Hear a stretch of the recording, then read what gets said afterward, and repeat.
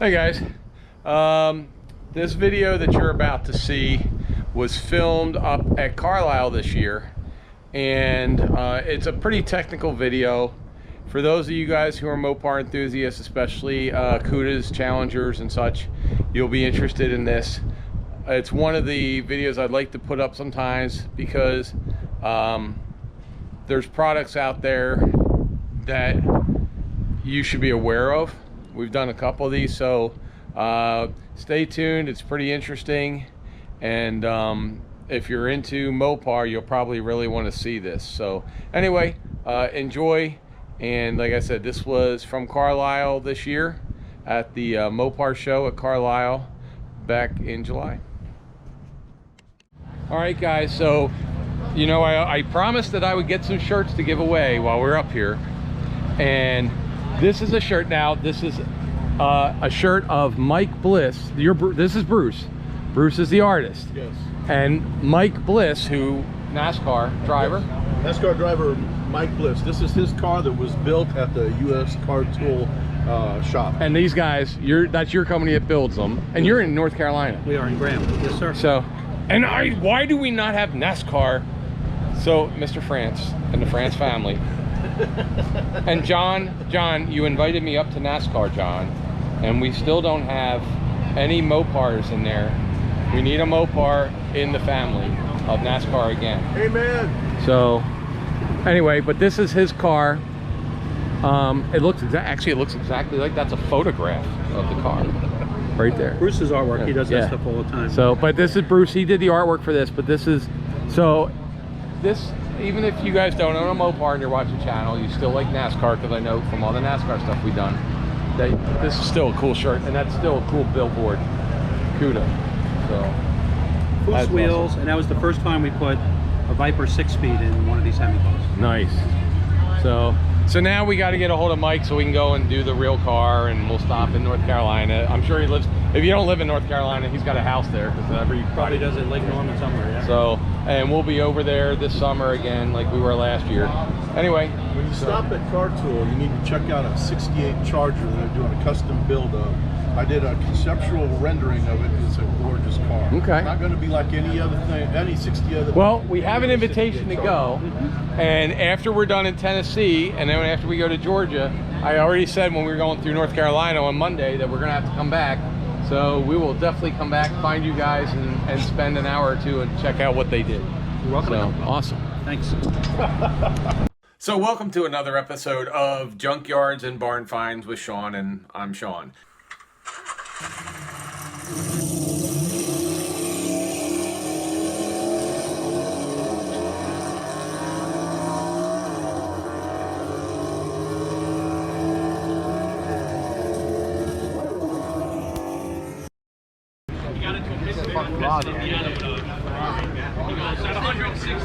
I finally got it to where the Ferrari couldn't pull away from me anymore. Then I looked down and realized it was 160. Maybe I should slow down.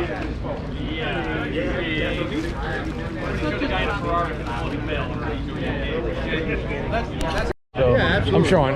I'm with Junkyards and Barn Finds with Sean. Yes, So sir. tell me a little bit about what's going on here, man. Okay, so we do basically chassis stiffening for 60s and 70s Mopars mainly. Okay. And the 60s, 70s Mopars are unibody cars, Right. Which are notoriously weak from the factory. So what we do is we come up with some chassis stiffening products that are going to strengthen the factory unibody. So, you know, not rust repair products, but these are actually supplemental strengthening products. So if somebody doesn't have to change the unibody, this is just an addition to what's on there. Exactly, what's already there, you know, a factory car that's in pretty good shape. We're going to do these in addition, especially, so the factory had a torque box on a high horsepower Hemi cars and 440 cars. They had the torque box in the factory.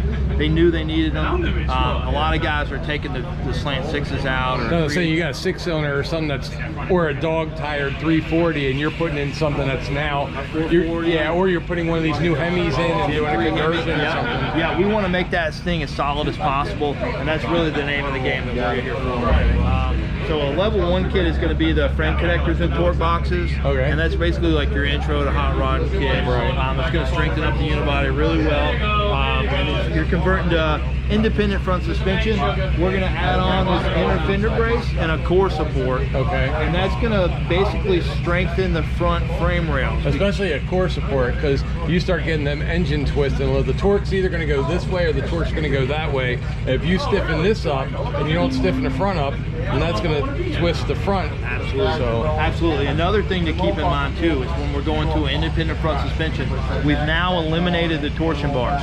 The Chrysler engineers, a torsion bar, and I don't mean to insult your feelings. No, that's fine. A torsion bar is basically a long spring. Right. So when you hit a bump in the front of your car, that spring takes that energy, that force, and brings it back here to that torsion bar cross member. That's how they're designed from the factory. When we go to an independent front suspension, we're now putting that spring force right on that front frame rail, which is not how it's designed at all.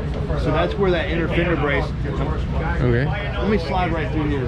So this inner fender brace is going to come up here and it's going to box in that shock tower there. Yes, sir. Okay. And what that does is it allows that front frame rail to be a lot stronger and take the force of that independent front suspension. Okay. And just so you know, we were just talking about torsion bars, because in the back of that Chrysler Cordoba, that's how the hood of a Cordoba opens, is the torsion bar. So that's what we just saw. So for you guys that weren't sure what we're talking about, that's what we're talking about, the torsion bar. But they also use that in the suspension of the factory, and this is going to basically strengthen that so that you're not relying on a torsion bar, which could bend like that. If you went with a torsion bar, we've got some K-frame setups for that. But if you eliminate the torsion bar, you really want to go with this. To strengthen this front frame rail section up.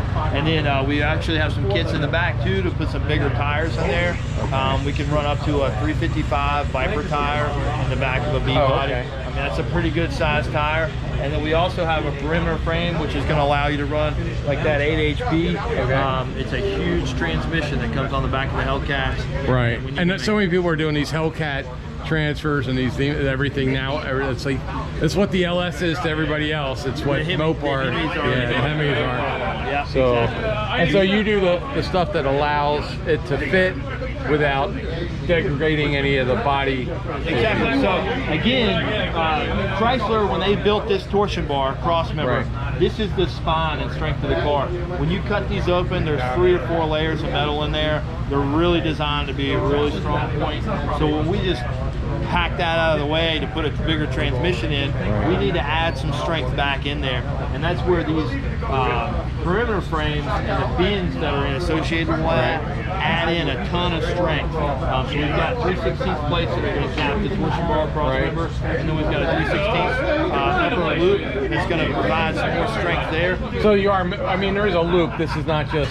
We're going to have a lower cross. We're going to have a lower cross member. They're just not showing it here. Depending on what transmission you run, we've got several options available. And then there's actually a sheet metal cover like this one right here. Oh, I got you. Okay. That's going to go over the top, and that's you can either bolt it on like we've shown here, or you can weld that on and have it just a permanent fixture in the car. But yeah, if you look, that's the difference in the tunnel that you're going to get. Oh, it's got a nice bigger tunnel, but it's got a nice finished look to it too. Absolutely. Absolutely. It's got a cool fabricated look that you'd be hard pressed to replicate at home for sure. Right. For sure. Right. And then we've also got a new line of mounts if you want to. I'll show you up front. Okay.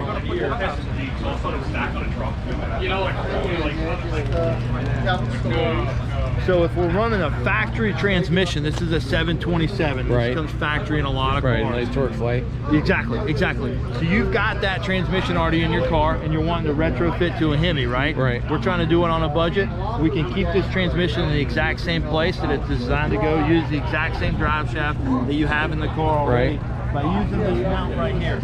This mount's going to allow us to go front to back 4 inches and up and down 2 inches. And that's going to allow you to put the engine exactly where the transmission needs to be. Where the transmission wants to be. Because you want to reuse that drive shaft, you want to reuse that transmission cross member, you want to reuse the parts you already have. You also want to probably reuse that front K-frame you spent a lot of money on. You've got new suspension products, steering products on there, you've already done disc brakes. You want to keep all that money that you've already invested, and that's why we want to put that Hemi in there. Oh, cool. You know, and then we also have a K-frame notch if you want to swing around. All right.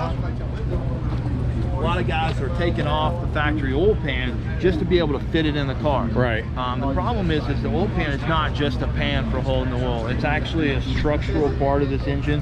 Chrysler put some serious R&D money into this, right. time and effort to make this thing designed like it is. You see it braces the bell housing back here, and what we'll do a lot of times is just put a sheet metal pan on. That's not doing the same thing. It's not like in the 60s where you could just go buy your chrome pan and stick it up there from the speed shop and go, okay, we're done. We're done, right.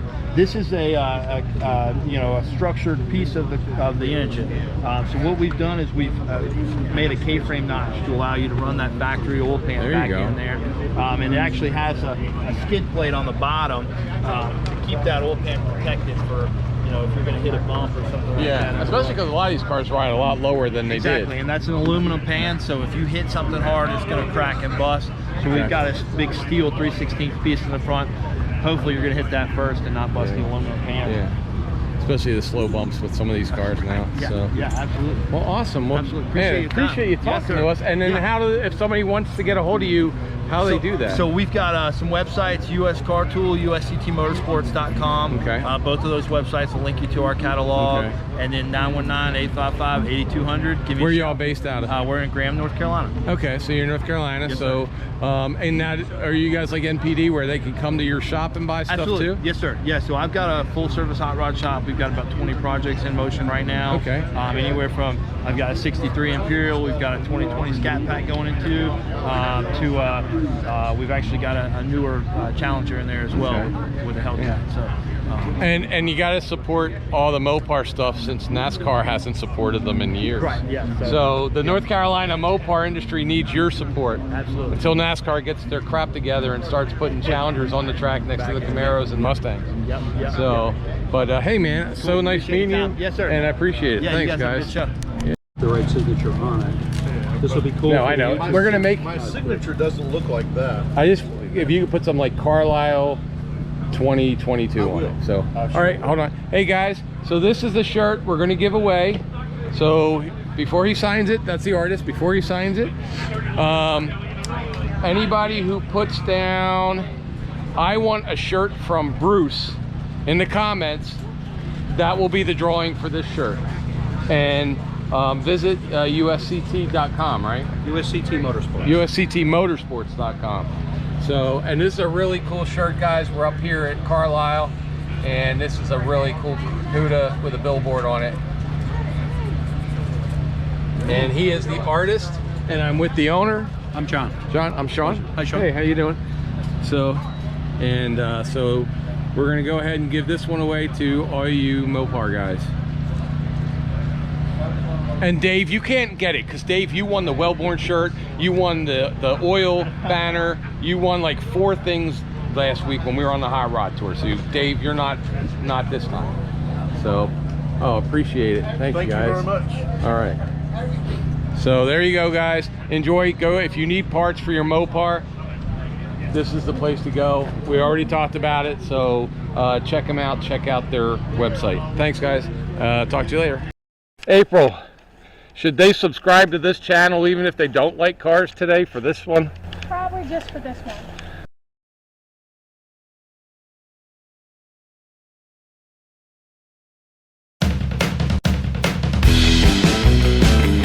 Where it says merchandise store right here, merchandise store link, you will see it says https:/junkyards-barn-finds, and you click on that and it's going to take you here.